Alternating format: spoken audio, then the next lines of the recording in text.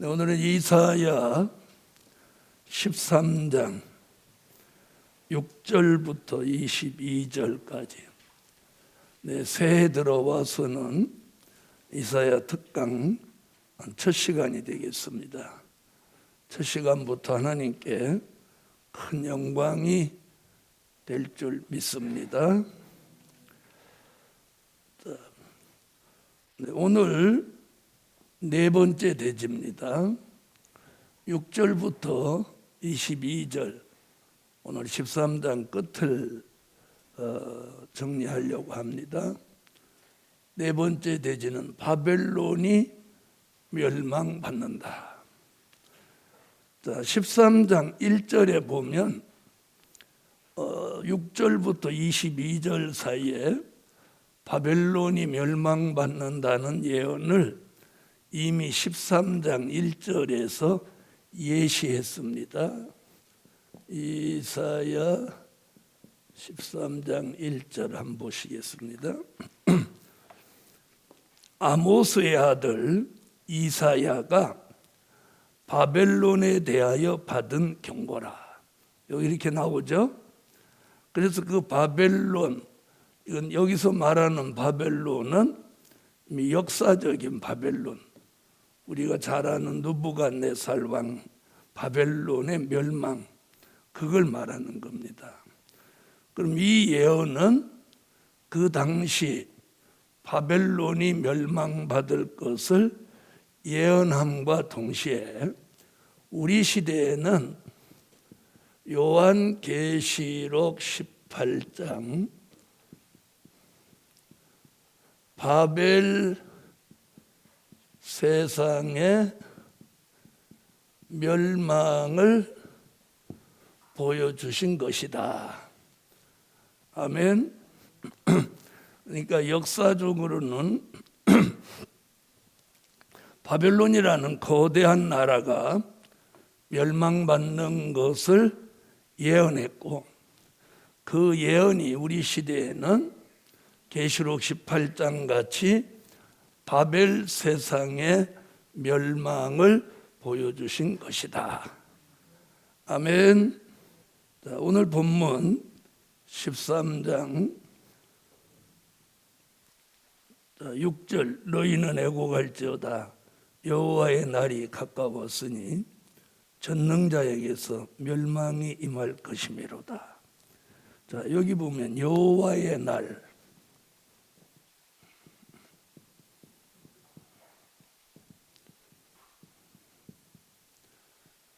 여호와의 날, 그 다음에 멸망이, 전능자에게 멸망이 임한다.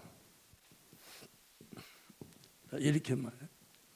이 여호와의 날은 전능자로부터 역사적으로는 바벨론을 멸망시키고, 예언적으로는 계시록 18장 바벨 세상을 전능자가 멸망시킨다, 이 뜻입니다.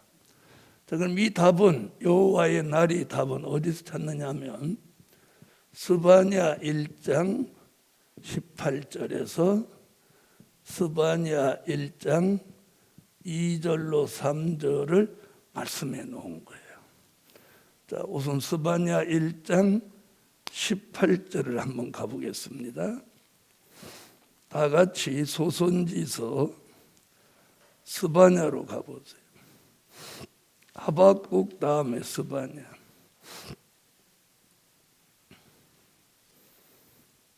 자, 한번 읽어주세요. 그들의 은과 금이 여호와의 분노의 날에 능히 그들을 건지지 못할 것이며 이 온 땅이 여호와의 질투의 불에 삼키우리니 이는 여호와가 이 땅 모든 거민을 멸절하되 놀랍게 멸절할 것임이니라. 아멘. 자, 여기 보면 18절에 뭐냐면 여호와의 분노의 날이라고 해요. 분노의 날. 자, 그 다음에 스바냐 2장 2절을 보면 같은 얘기들이 나옵니다. 자, 스바냐서 2장 2절.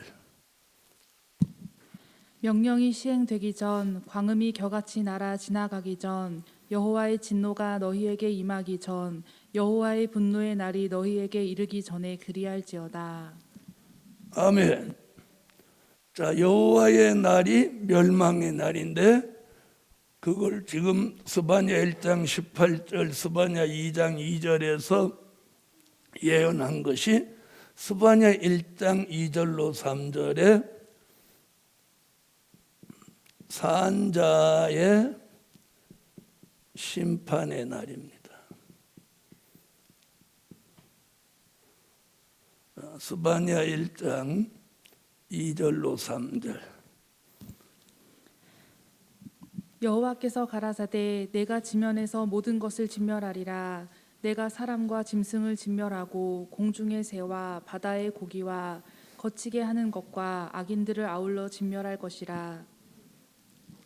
내가 사람을 지면에서 멸절하리라. 나 여호와의 말이니라. 아멘. 자, 6절부터 22절 사이에 바벨론이 멸망받는다는 예언 중에 6절 첫 마디에 여호와의 날, 전능자에게서 멸망이 임하는 날이다. 이렇게 말씀하고 다시 이사야 13장으로 오세요.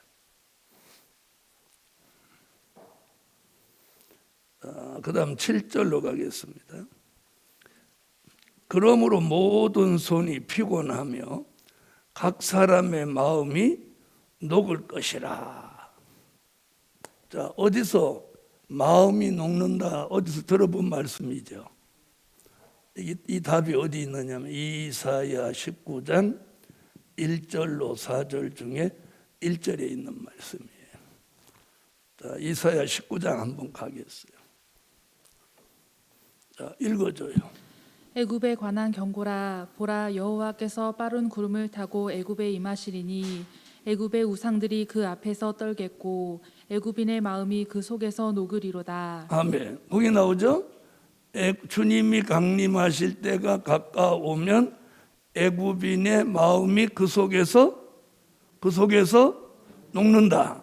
그 말씀이 오늘 여기 13장 7절에 모든 사람들의 손이 피곤하고 각 사람의 마음이 녹는다. 그 답을 여기서 찾는 거예요. 자, 그러면 역사적으로도 그런 일이 바벨론이 멸망받을 때 사람들이 마음이 녹는 것 같잖아요.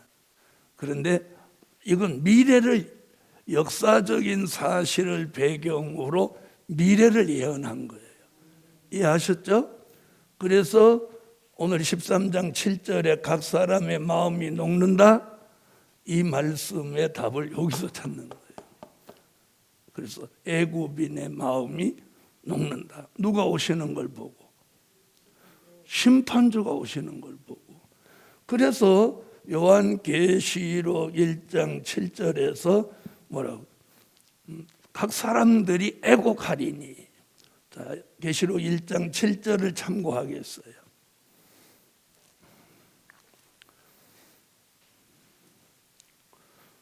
계시록 1장 7절 읽어요.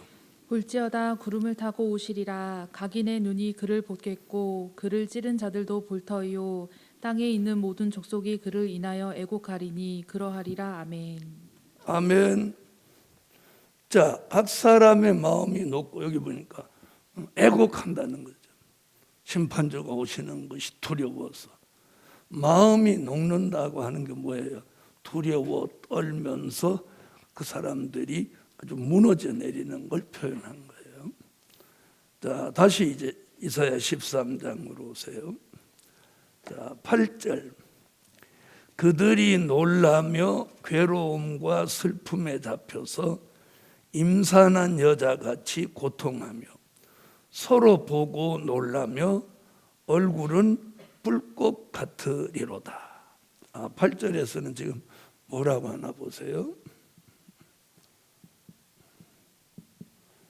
자, 바벨론이 멸망받는 그때, 역사적으로 그때도 그렇고, 자, 마지막에 바벨 세상이 심판받는 그때도, 자, 그들이 놀라며, 자, 그 시대 사람들이 놀라며 또 뭐라고 하나 보세요.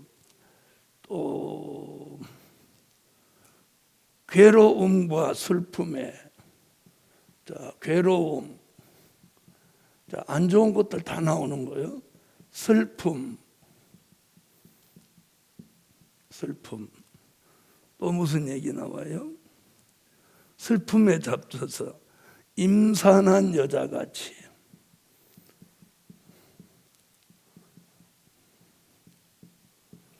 임산한 여자같이,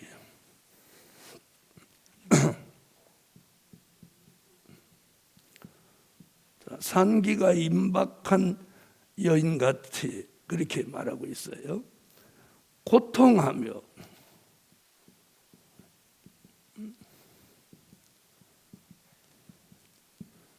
자, 이렇게 표현하고 있어요. 고통하며, 서로 보고 놀라며 얼굴이 불꽃 같으리라. 서로 보고 놀란다. 자, 안 좋은 거 다 나왔죠? 놀라며, 괴로우며, 슬프며, 임산한 여자같이 고통하며 놀랍니다. 이 바벨론이 멸망받는 역사적인 사실을 배경으로 앞으로 이런 일이 온다는 거예요. 이게 뭐예요? 바벨론이 멸망받는다는 예언이다. 자, 그 다음 9절로 가보겠어요. 9절, 여호와의 날, 아까 나왔었죠? 몇 절에 나왔어요? 여호와의 날. 자, 6절에 나왔던 여호와의 날 또 나오는 거예요. 9절에서 여호와의 날.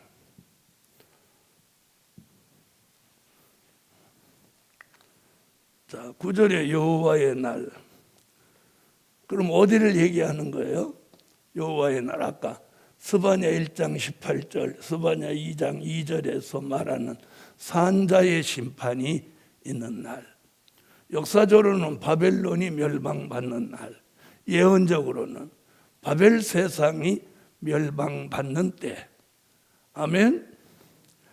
자, 이런 여호와의 날은 이렇게 했어요.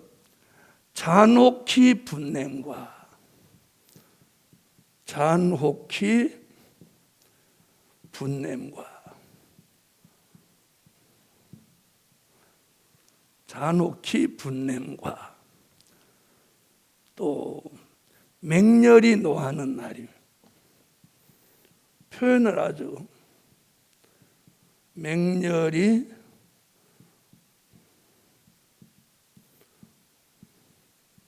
노하는 날. 자, 맹렬히 노하는 날이 임하여 땅을 황무케 하며, 이 땅을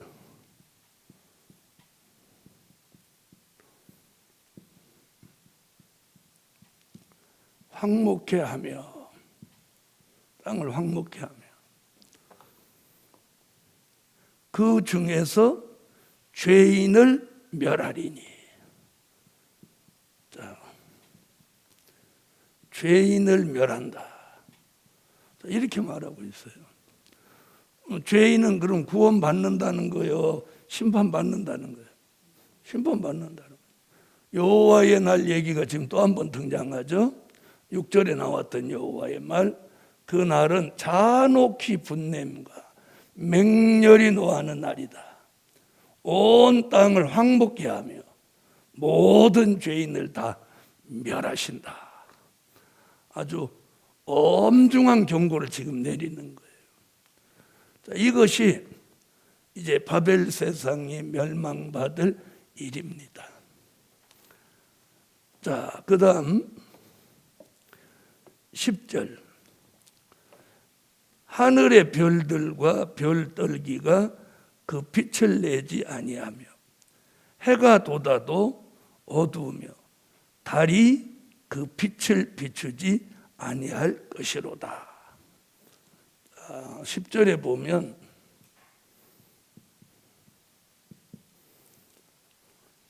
무슨 얘기를 지금 하려고 하느냐? 흑암 시대가 오는 걸 말하는 거예요. 악한 시대, 흑암 시대가 오는 것을 말씀하고 있는 거예요. 자, 별과 해가 다 빛을 잃는다는 거죠. 아멘. 자, 해, 달, 해, 별 모두가 빛을 내지 않는 거예요. 자, 10절 다시 보겠습니다. 하늘의 별들과 별떨기가 그 빛을 내지 아니하며 해가 돋아도 어두우며 달이 그 빛을 비추지 아니할 것이로다. 자, 그럼 어디선가 해, 달, 별이 침을 받아 비추지 않는다고 어디서 나왔던 거 생각나세요? 어디서? 계시록까지는 알죠? 계시록 8장 와보세요.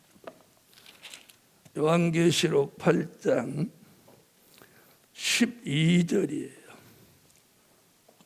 요한계시록 8장 12절. 자, 찾으셨으면 한번 읽어줘요.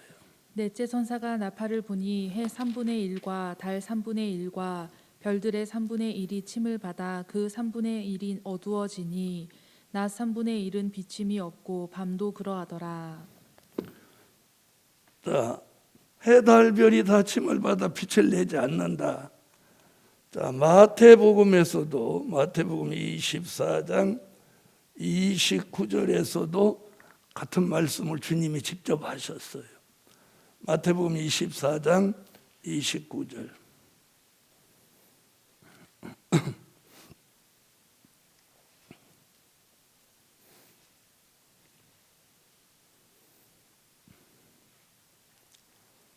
자, 읽어주세요. 그날 환란 후에 즉시 해가 어두워지며 달이 빛을 내지 아니하며 별들이 하늘에서 떨어지며 하늘의 권능들이 흔들리리라. 자, 여기도 나오죠. 해, 달, 별이 다 빛을 잃는 시대. 자, 이렇게 악이 득세하는 시대, 흑암 시대. 자, 이런 걸 우리는 마태복음 25장 1절로 13절에 뭐라고 표현했어요? 밤중이라고 그래요. 밤중. 아멘. 밤중. 밤중.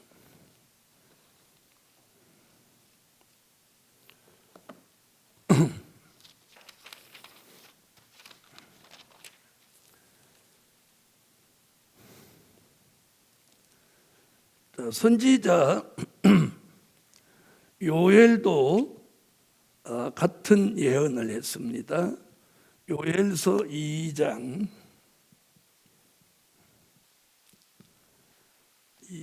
31절을 찾아주세요. 요엘서 2장 31절.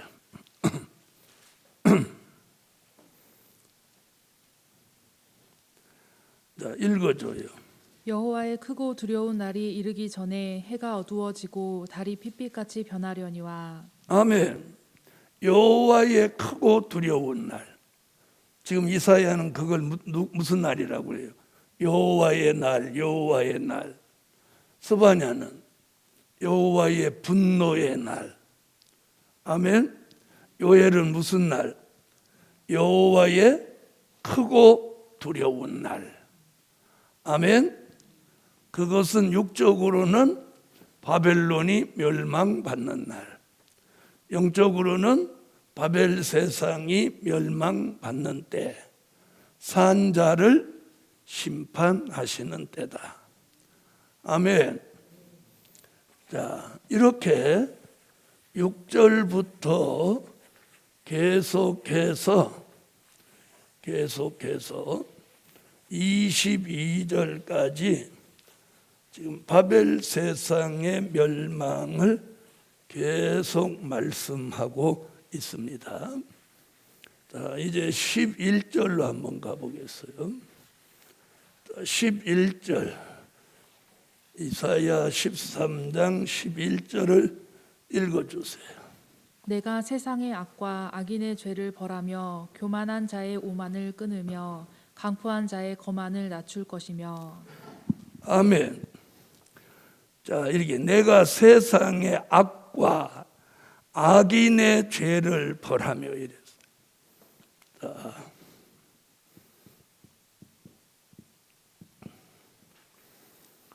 자, 11절에 내가 세상의 악과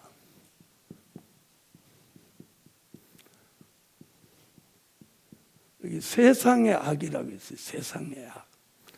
그럼 여기서 말하는 세상의 악은 역사적으로는 바벨론의 악을 말한 거죠.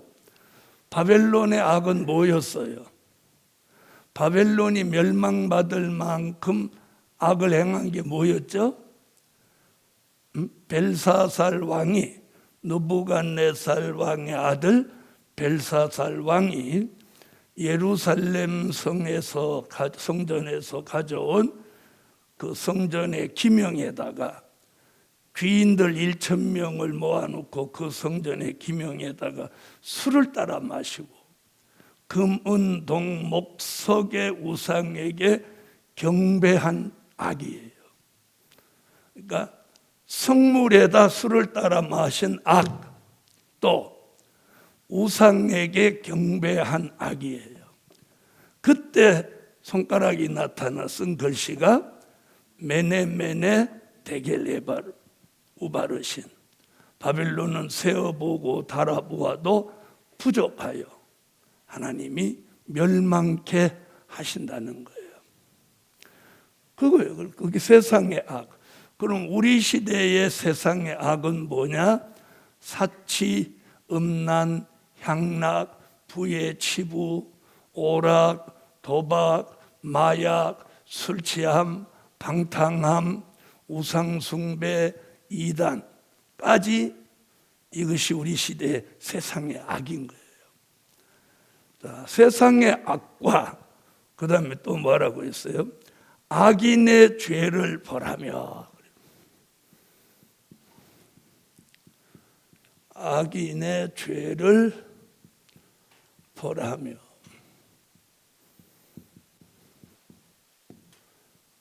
악인의 죄를 벌한다. 그래서 악과 죄는 마지막에 용서 없는 심판을 받을 수밖에 없는 거예요.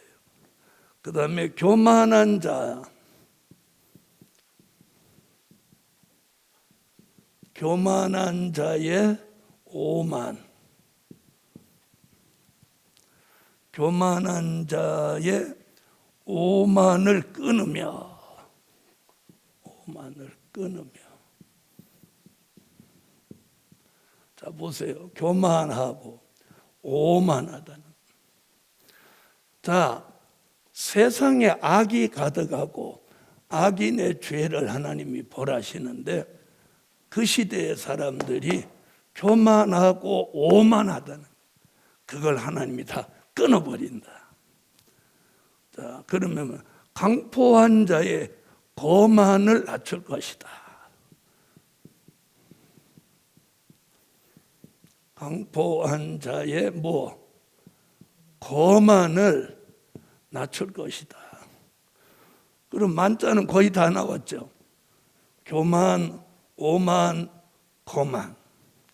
그럼 안 나온 게 몇 분이에요? 자만, 태만. 만이 5가지거든요. 이게 멸망받을 만자가 5가지인데 교만, 오만, 거만, 자만, 태만. 그런데 오늘 5가지 중에 3가지가 등장한 거예요. 교만, 오만, 거만. 자, 그러니까 바벨론 시대에 멸망받을 때에 교만하고 오만하고 거만했어요. 우리 시대가 지금 그렇다는 거예요. 바벨 세상.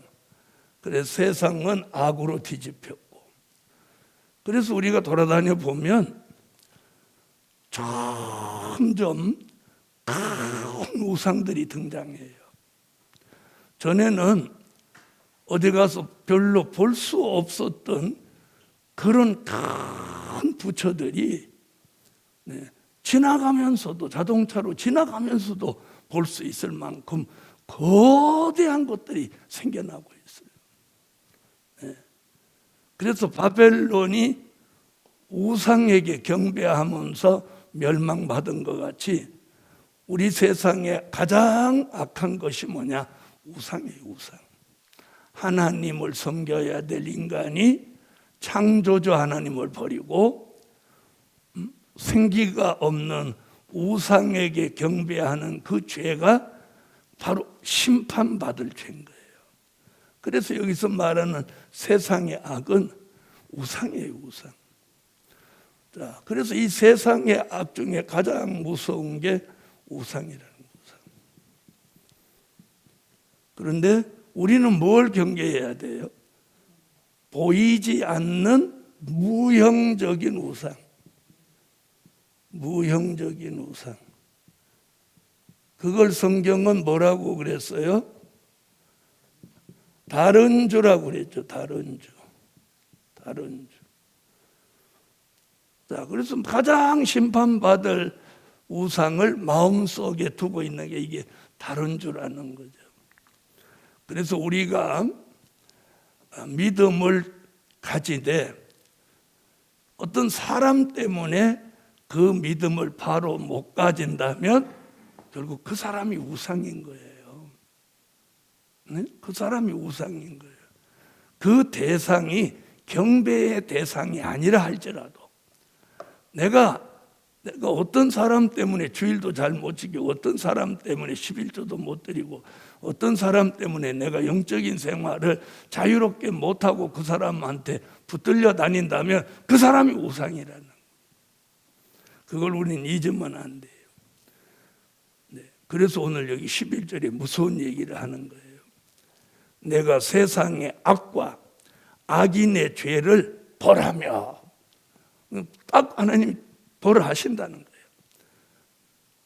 벌하며 교만한 자의 오만을 끊으며 강포한 자의 거만을 낮출 것이며. 그럼 이 말씀대로 되나요? 안 되나요? 이 말씀대로 되는 걸 믿으세요? 믿으셔야 돼요. 그러면서 12절에 굉장히 중요한 얘기가 하나 등장하는 거예요. 자, 한번 보세요. 6절부터 22절까지가 바벨론이 멸망받는다는 말씀인데 그 와중에 12절에다가 특별한 내용을 하나 탁 넣어놨어요. 그 내용이 뭔지 한번 12절 읽어봐 주세요. 내가 사람을 정금보다 희속해 하며 오빌의 순금보다 희귀케 하리로다. 자, 이게 무슨 얘기냐는 거예요. 12절에 하나님이 내가 사람을 그래 놓고 뭐라고 했나 보세요. 정금보다 희속해 하며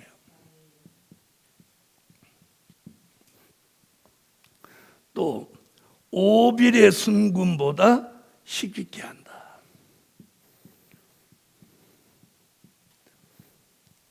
자, 왜 오늘 바벨론이 멸망받는다는 말씀 중간에 한복판에다가 이런 말씀을 했냐는 거예요. 이게 무슨 의미냐는 거예요.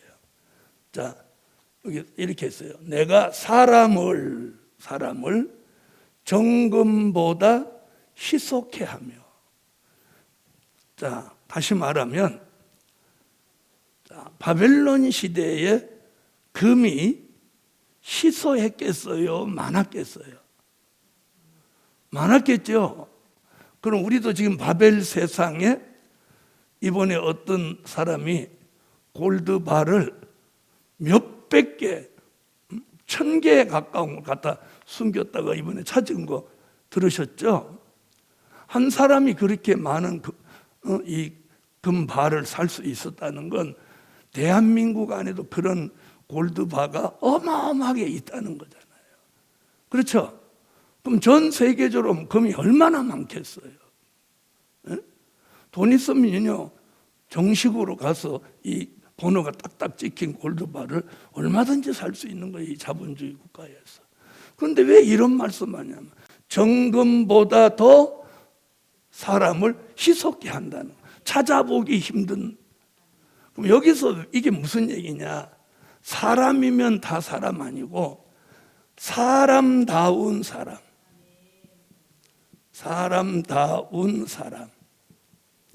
무엇 받을 사람 말고, 그렇죠, 심판받을 사람 말고 심판받지 않을 사람이 정금보다 희소하다는 거예요. 그 얘기예요. 사람이 없다는 게 아니라 사람은 너무 많죠. 그래서 요엘서 3장 거기 보면 20절인가 거기 보면 무슨 얘기 나와요? 여호와의 판결 골짜기에 사람이 많으며 사람이 많으며, 그런 말씀 들어보신 기억 있죠? 사람이 지금 전 세계 인구가 70억을 넘어섰어요. 아이를 안 낳는다고 뭐라고 하거나 말거나 70억을 넘어섰어요. 그런데 사람이 정금보다 희소하다? 그 얘기로 들으면 안 돼요. 여기서 사람다운 사람, 그러니까 무엇받지 않을 사람, 멸망받지 않을 사람 말한 거예요. 멸망받지 않을 사람. 자, 그 다음에 옛날에는요, 그 이스라엘에서 순금 그러면 어디서 나는 순금, 오빌이라고 하는 것은 순금이 가장 좋은 순금이 나는 지역을 오빌이라는 지역이에요. 우리가 백향목 하면 어디였어요? 아이고, 유식들 하세요. 백향목 그러면 레바논이에요. 지금은 레바논이 어떤 지역이에요? 우리가 지금 레바논 그러면 어떤 지역을 해요? 분쟁 지역, 황폐한 지역으로 본단 말이에요. 그러나 옛날에는 레바논은 백향목이 있던 지역이에요. 그래서 솔로몬이 왕궁을 지을 때 그 레바논에서 백향목을 다 가져왔잖아요. 그래서 성경에서 사람 중에 좋은 사람을 백향목에다 비유한 거예요. 또 이렇게 말하면 나는 감람나무 될라네, 이러면 큰일 나는 거예요. 감람나무는 예수에 비유한 거고, 사람 중에 최고의 사람은 백향목에다 비유를 했어요. 그리고 악한 사람은 어느 나무에 비유했어요? 그렇죠, 가시나무, 찔레나무에 비유한 거예요. 왜? 에덴 동산에서 하나님이 저주를 내릴 때 나무에 가시가 나고 엉겅퀴가 나게 된 거예요. 그리고 가시는 나무를 찔르니까 악인은 가시나무에 비유하고 최고의 사람은 백향목에 비유하고 또 예수 그리스도는 감람나무에 비유한 거예요. 자, 그래서 금은 어디? 오빌의 순금이 최고로 알아주는 순금이에요. 네? 자, 지금도 금이 많이 나오는 곳이 있고 아예 금 안 나오는 곳이 있잖아요. 금 나는 곳은 그렇게 흔한 곳이 아니에요. 그 당시에는 오빌의 순금이 최고로 쳐졌어요. 그래서 희귀케 한다, 희소하다, 숫자가 아주 적다, 희귀하다, 찾아보기 힘들 만큼 귀하다, 이런 뜻이잖아요. 그러니까 멸망받지 않을 사람다운 사람은 희소하고 희귀하다는 거예요. 아멘. 자, 이것이 오늘 이사야의 표현이에요. 그럼 이사야는 이런 표현을 하면서 성경 다른 곳에서는 이걸 어떻게 표현했느냐? 그것을 이사야 10장 20절로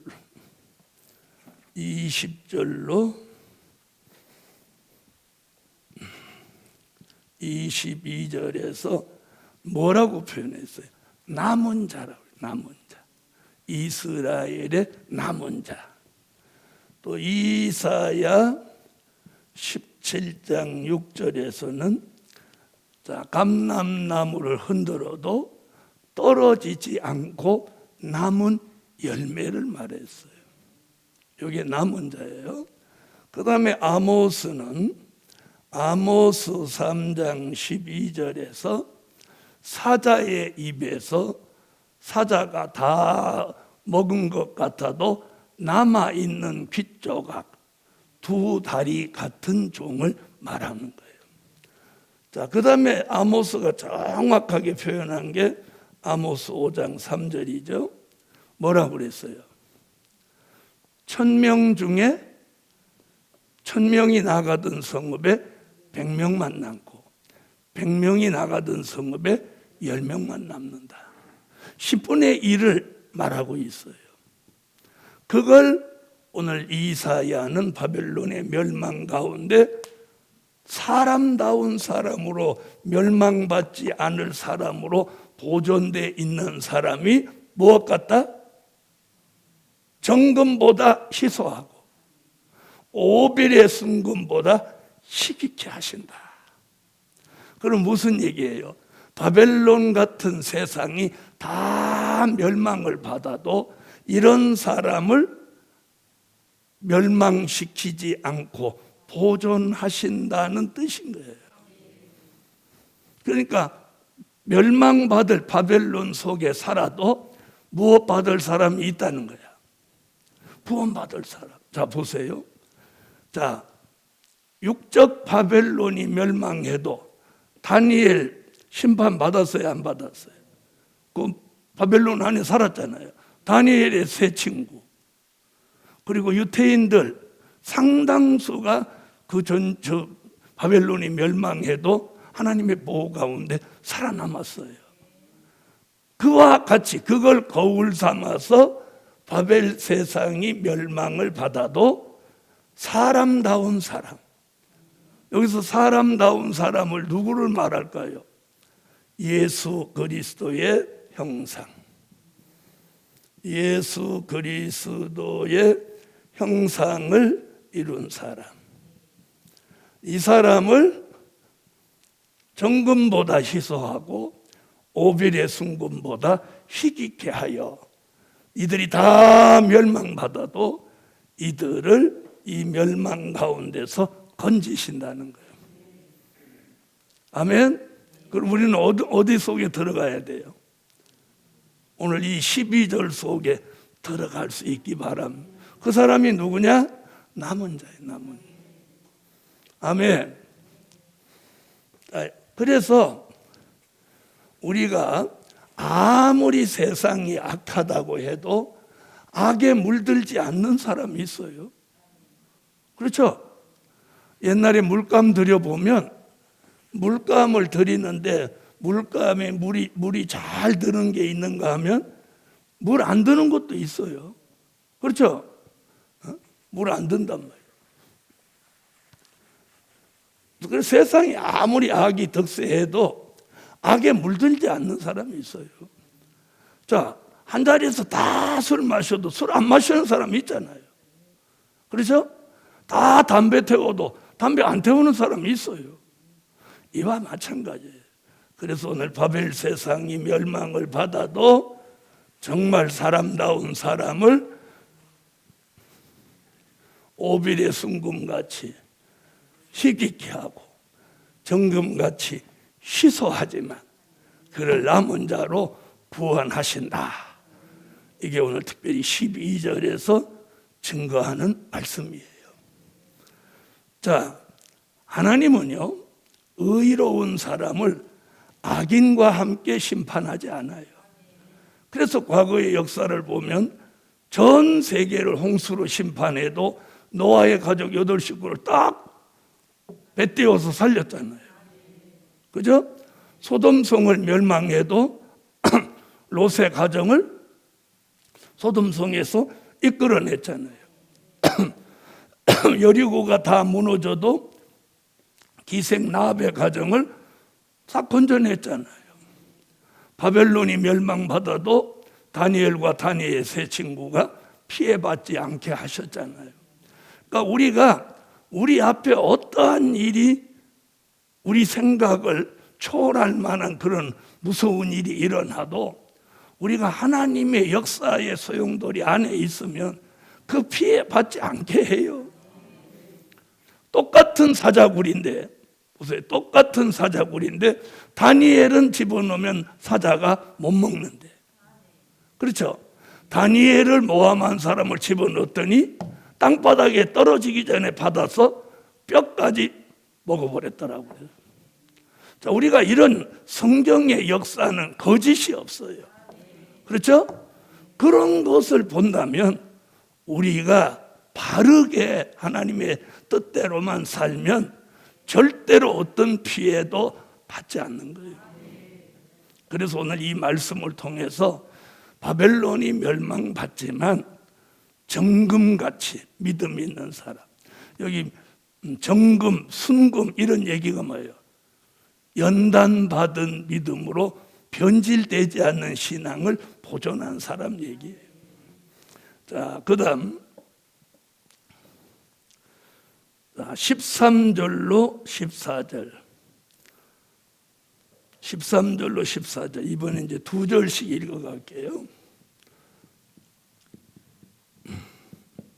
자, 읽어요. 나 만군의 여호와가 분하여 맹렬히 노하는 날에 하늘을 진동시키며 땅을 흔들어 그 자리에서 떠나게 하리니 그들이 쫓긴 노루나 모으는 자 없는 양같이 각기 동족에게로 돌아가며 본향으로 도망할 것이나. 자, 13절에 보면 이렇게 나 만군의 여호와가 분하여 하나님이 아주 분하여 하신다. 분하여 뭐라고 했어요? 맹렬히 노하는 날이에요. 맹렬히, 아까도 맹렬히 하는 얘기 나왔죠? 맹렬히 노하는 날. 그럼 이 날이 아까 무슨 날이에요? 여호와의 날, 여호와의 분노의 날. 그러죠?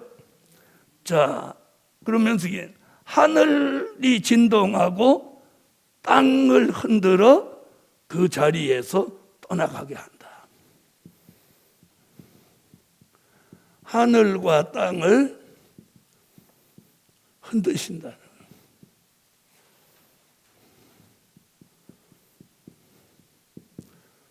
자, 이 답은 어디서 찾느냐면 요한계시록 6장 12절로 17절에서 그 답을 찾아요. 자, 요한계시록 6장으로 한번 가보세요. 찾았으면 읽어줘요.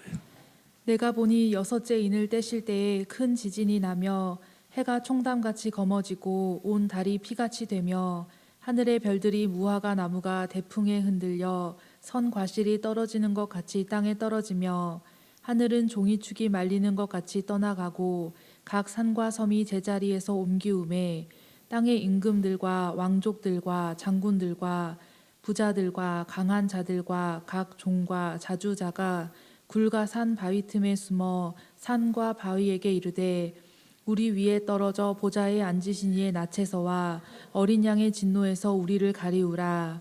그들의 진노의 큰 날이 이르렀으니 누가 능히 서리요 하더라. 자, 오늘 여기도 여호와가 분하여 맹렬히 노하는 날 하늘과 땅을 흔들어 놓으신다. 그 말씀이 계시록 6장에서 그 답을 찾아봅니다. 자, 그 다음 이제 15절로 16절 다시 본문 15절로 16절 자, 읽어주세요. 만나는 자는 창에 찔리겠고 잡히는 자는 칼에 엎드러지겠고 그들의 어린 아이들은 그 목전에 매어침을 입겠고 그 집은 노략을 당하겠고 그 아내는 욕을 당하리라. 자, 여기 이제 뭐라 그래요? 만나는 자는 창에 찔린다.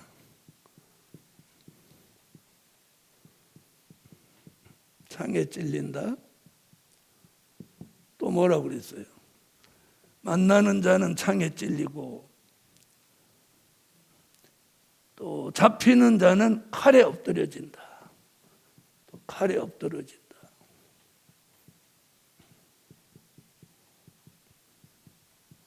칼에 엎드려진다. 자, 이 얘기는 뭐예요? 무력이 동원된다는 거죠. 그들의 어린아이들은 목전에서 매어침을 입겠고 그 집은 노략을 당하겠고 그 아내는 욕을 당하리라.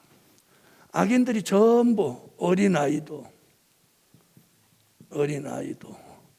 그 악한 자의 아내까지 욕을 당한다.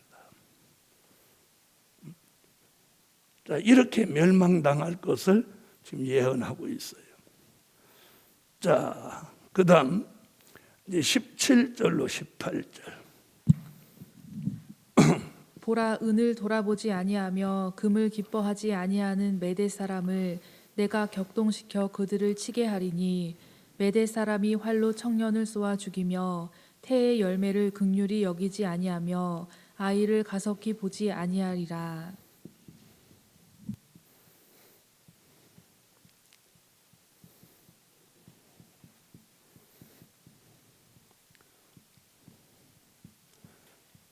자, 여기 보면 무슨 얘기가 나오나 보세요. 금과 은을 돌아보지 않는 메대 사람 얘기가 나오는 거예요. 여러분, 바벨론을 멸망하실 때 어느 나라를 들었었어요? 메대와 파사라는 나라를 들어선 거예요. 그렇죠?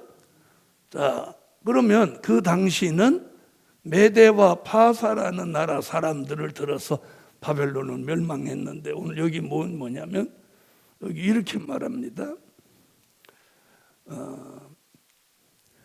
은을 돌아보지 아니하며 또 금을 기뻐하지 아니하는 메대 사람.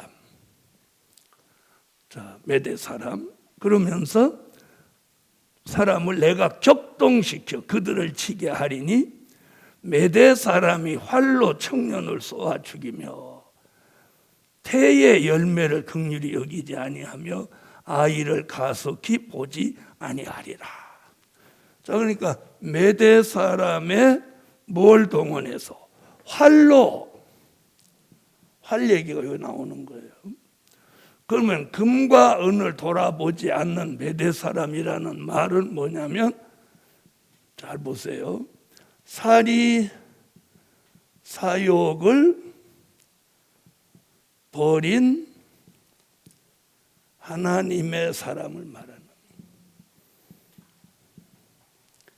그 당시는 금과 은에 욕심내지 않는 메대 사람이었고 우리 시대는 뭘 다 버리고 사리사욕을 버린 하나님의 사람에게다가 활 같은 역사를 준다는 거예요. 자, 그럼 이 활 얘기 어디서 나왔나요?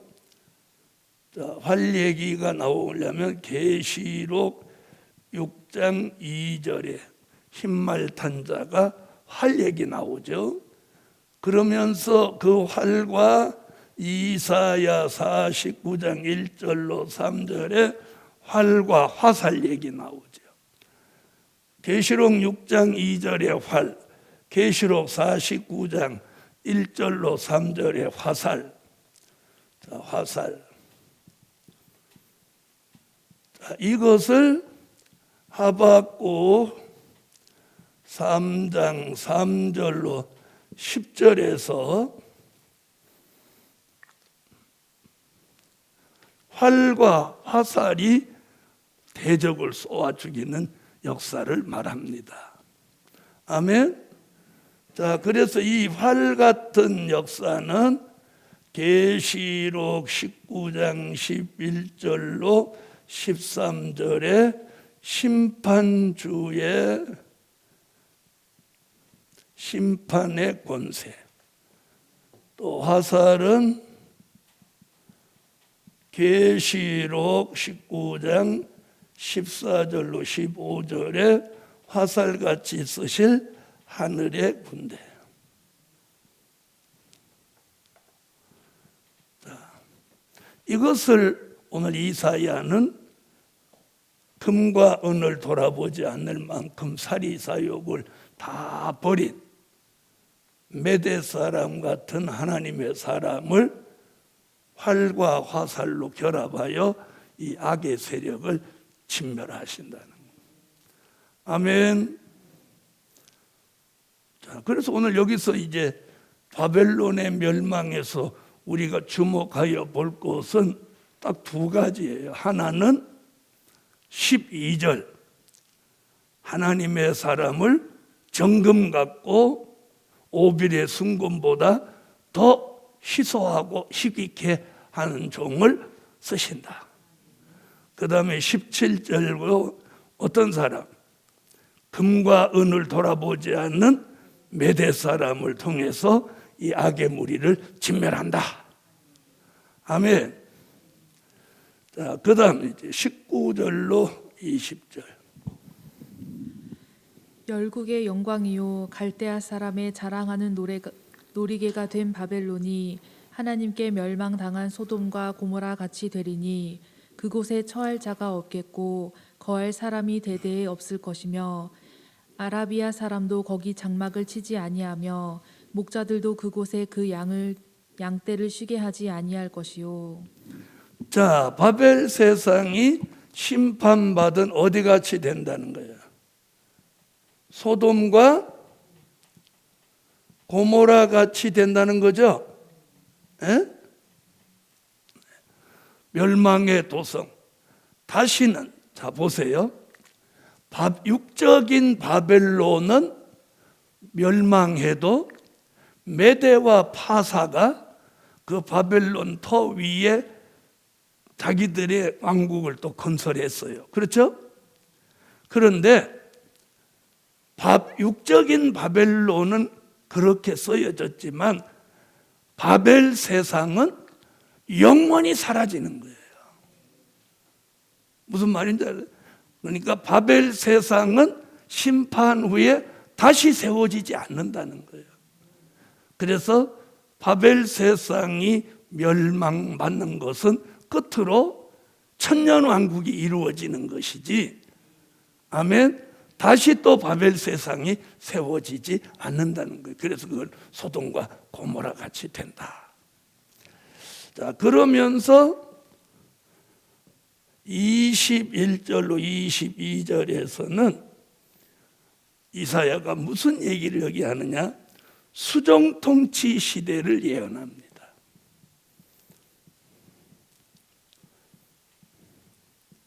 자, 21절로 22절. 오직 들짐승들이 거기 엎드리고 부르짖는 짐승이 그 가옥에 충만하며 타조가 거기 깃들이며 들량이 거기서 뛸 것이요 그 궁성에는 사람이 부르짖을 것이요 화려한 전에는 들깨가 울 것이라. 그의 때가 가까우며 그의 날이 오래지 아니하리라. 아멘. 자, 그래서 21절로 22절을 가만히 들여다보세요. 사람이 살던 궁성이 전부 들짐승과 거기 질짐승과 실랑이 궁성과 가옥에 가득해진다. 그래서 사람이 살던 곳이 전부 다 뭐가 돼? 짐승이 거하는 곳이 된다. 그 말은 뭘 말하는 거예요?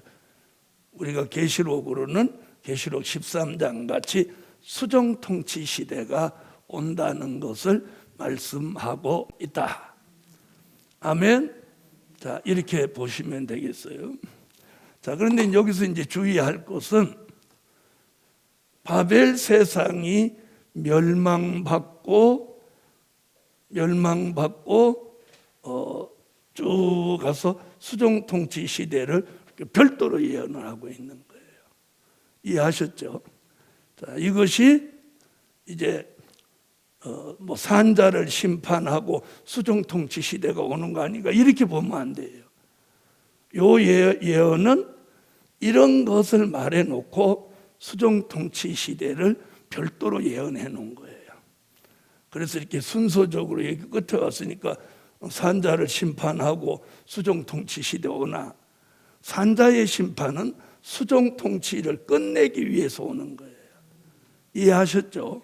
그래서 여기 혼돈이 없으시기 바랍니다. 자, 오늘은 여기까지 하고 내일은 이제 이사야 14장으로 넘어가 보겠습니다.